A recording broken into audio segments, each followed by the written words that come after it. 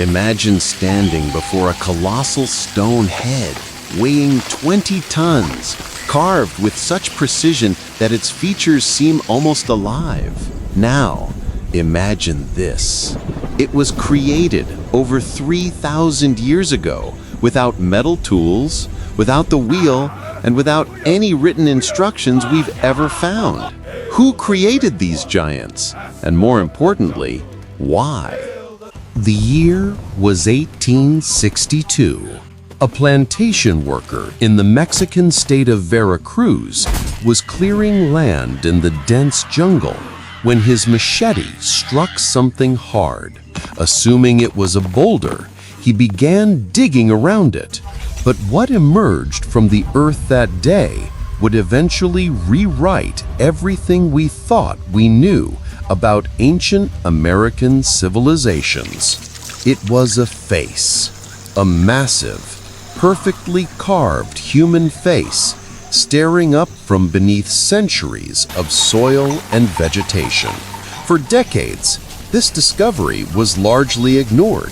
The academic world was fixated on the Maya and the Aztec, civilizations that left behind pyramids, cities, and hieroglyphic texts. But this mysterious head, it didn't fit into any known historical narrative. It would take nearly 70 years before archaeologists would finally understand what they were looking at. Evidence of a civilization that predated the Maya by over 1,000 years. A civilization so advanced, so influential, that it would lay the foundation for every major culture that followed in Mesoamerica. They called them the Olmec. In the Aztec language, this means rubber people, a name given centuries after the Olmec had vanished, referring to the rubber-rich lands where they once thrived. But here's what will surprise you. We still don't know what they called themselves. Around 1600 BCE, while the Egyptian pharaohs were building their temples along the Nile, something extraordinary was happening on the other side of the world. In the tropical lowlands of southern Mexico, along the Gulf Coast, a people began organizing themselves in ways never before seen in the Americas. The landscape they chose seems, at first glance, utterly unsuitable for civilization. The region is a maze of swamps, rivers, and lagoons, sweltering under tropical heat and drenched by seasonal floods. Jaguars prowl through the jungle. Crocodiles lurk in the waterways. The humidity is suffocating. Yet the Olmecs saw something others might have missed: opportunity. The rivers provided transportation networks. The fertile floodplains, when properly managed, could yield abundant crops. The forests offered timber, medicinal plants, and game. And beneath the earth lay deposits of basalt, jade, and obsidian, materials that would become the foundation of their artistic and technological achievements. By 1400 BCE, the Olmec established their first major center at a site we now call San Lorenzo. This wasn't just a village. It was a planned urban complex covering nearly 2 square miles, with a population that may have reached 13,000 people at its peak. Think about that for a moment. While much of Europe was still in the Bronze Age, scattered in small tribal communities, the Olmec were engineering massive earthen platforms, creating sophisticated drainage systems, and organizing labor forces capable of moving stones weighing several tons across miles of difficult terrain. But San Lorenzo was just the beginning. Let's return to those massive stone heads, because they represent one of the most baffling achievements in ancient American art. To date, archaeologists have discovered 17 of these colossal heads across various Olmec sites. Each one is unique. Each one depicts a different individual, with distinct facial features, expressions, and elaborate headdresses. The smallest weighs 6 tons. The largest? A staggering 40 tons.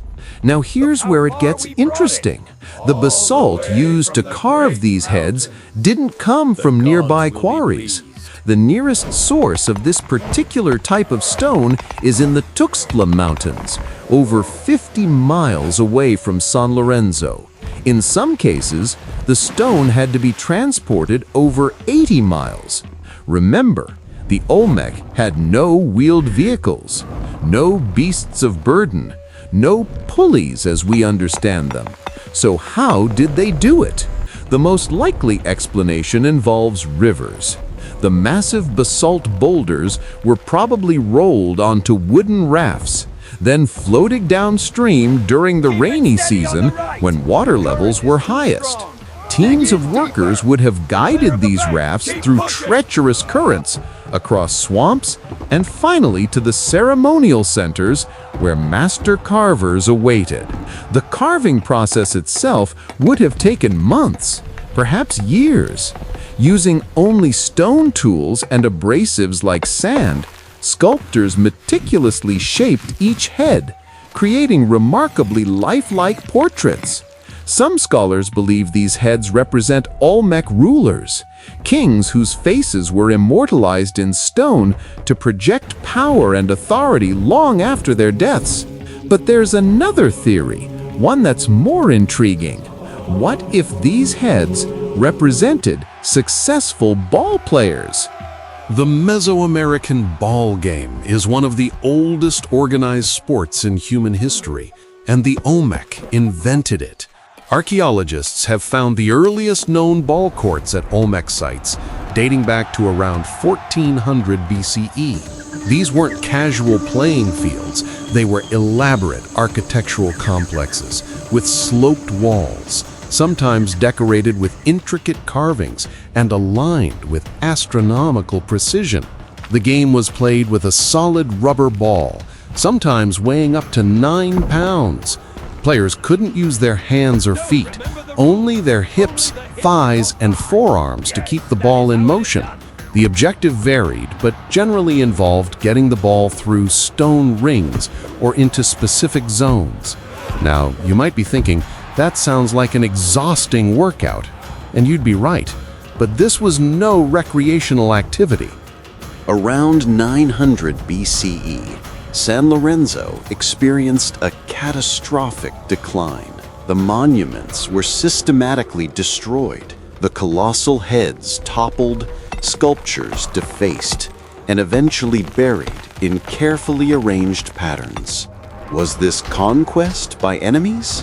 Internal revolt? A religious transformation that required the destruction of old symbols? We don't know. The Olmec left no written records to explain their actions. But from San Lorenzo's ashes rose an even more impressive center, Venta. Located on an island in a coastal swamp, Venta became the beating heart of Olmec Civilization for over 400 years. The site's centerpiece was a massive earthen pyramid, rising 110 feet above the surrounding landscape, the earliest known pyramid in Mesoamerica. But calling it just a pyramid undersells its significance. The entire complex at Venta was laid out according to a precise north-south axis, aligned 8 degrees west of true north. Every major structure, every plaza, every monument was positioned according to this orientation. Why? Theories abound. Some researchers believe it aligned with important astronomical events. Others suggest it pointed towards significant geographical features, like distant mountain peaks. What's certain is that this alignment was deliberate, replicated across multiple Olmec sites, and later adopted by the Maya and other Mesoamerican civilizations.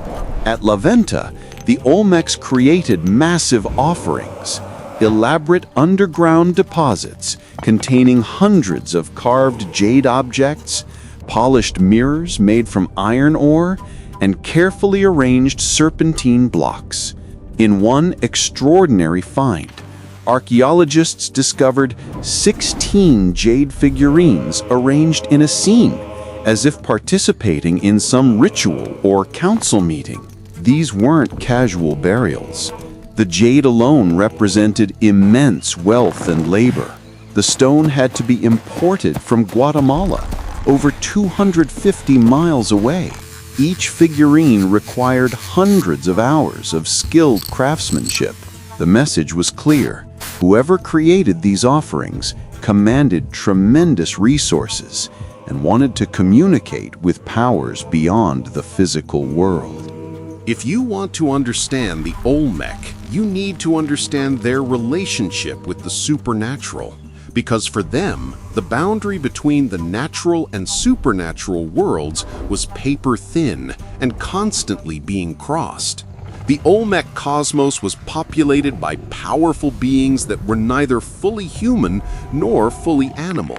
Their art depicts extraordinary hybrid creatures, were-jaguars with snarling fangs and clawed hands, serpents with feathers, beings that combine human intelligence with predatory animal power. The jaguar held special significance. As the apex predator of the Mesoamerican jungle, the jaguar embodied strength, stealth, and the mysteries of the night. Olmec rulers claimed descent from jaguars, believing this divine ancestry granted them the right to rule and the ability to transform into jaguar form during shamanistic rituals. Imagine the psychological impact. A ruler emerging from a temple during a torchlit ceremony, wearing an elaborate jaguar mask and costume, moving with predatory grace, growling and roaring before thousands of assembled people. In that moment, he wasn't representing the jaguar spirit, he had become it. This concept of transformation, of shamanistic power that allowed movement between worlds, would become fundamental to all later Mesoamerican religions. The Olmec also developed one of the first rain deity cults in the Americas. In their tropical homeland, water meant everything. Too little brought drought and starvation. Too much brought floods and destruction. The Olmec depicted their rain god as a supernatural infant with jaguar features, often shown crying or with a downturned mouth, sometimes holding what appeared to be corn plants or agricultural symbols. Ritual bloodletting played a central role. Rulers and priests would pierce their tongues, earlobes, or genitals with stingray spines or obsidian blades, offering their blood to sustain the gods and maintain cosmic balance. This wasn't simple superstition, it was considered essential to the continued functioning of the universe itself. No blood offerings, no rain. No rain, no crops. No crops, civilization collapses. The stakes in their worldview couldn't have been higher. Here's where the Olmec story becomes even more remarkable. They may have invented writing in the Americas. In the 1990s, archaeologists working at a site called Cascajal discovered a stone block covered with 62 distinct symbols arranged in horizontal rows. Dating to approximately 900 BCE, this Cascajal block represents the oldest known writing system in the Western Hemisphere, predating Maya hieroglyphs by several centuries. The symbols include representations of objects like corn, fish, and insects, alongside more abstract geometric designs. While we cannot yet read this script, there's not enough material to crack the code. Its existence proves that the Olmecs were experimenting with visual communication systems that could record language, ideas, or historical events. They were also mathematical pioneers. The Olmec developed one of the world's first systems using the concept of zero, an intellectual achievement that occurred independently in only a few ancient civilizations. This mathematical sophistication allowed them to make precise astronomical observations and create complex calendars. The famous Mesoamerican long count calendar, later perfected by the Maya, has its origins in Olmec timekeeping systems. A stone monument from the Olmec site of Tres Zapotes bears a date in this calendar system, proving that by 31 BCE, and likely much earlier, the Olmec were tracking time in cycles spanning thousands of years. Think about the mentality this requires. Conceiving of time not as a simple linear progression of days and seasons, but as vast, interlocking cycles of creation and destruction, of cosmic ages that rise and fall according to divine patterns. This worldview, this way of understanding humanity's place in an enormous cyclical cosmos, would define Mesoamerican thought for the next 2,000 years. The Olmec didn't exist in isolation. They built something unprecedented in the ancient Americas, a vast trade and influence network that stretched from central Mexico to modern-day El Salvador. Olmec traders carried jade, obsidian, and magnetite mirrors along established routes, exchanging these luxury goods for cacao, feathers, and other exotic materials. At sites hundreds of miles from the Olmec heartland, archaeologists find distinctive Olmec-style pottery, sculptures, and architectural features. But this wasn't colonization in the way European empires would later practice it. The Olmec seem to have spread through cultural influence rather than military conquest. Local elites in distant regions adopted Olmec artistic styles, religious iconography, and architectural techniques, perhaps to associate themselves with Olmec prestige and power. Perhaps because Olmec traders brought not just goods, but ideas. One of the most fascinating examples comes from Chalcatzingo, a site in the highlands of central Mexico. Here, carved into living rock, we find unmistakably Olmec-style reliefs showing elaborately dressed figures seated in cave openings, surrounded by swirling clouds and rain symbols. Local rulers commissioned these carvings using Olmec artistic conventions to legitimize their authority and connect themselves to Olmec cosmic power. This pattern repeats across Mesoamerica.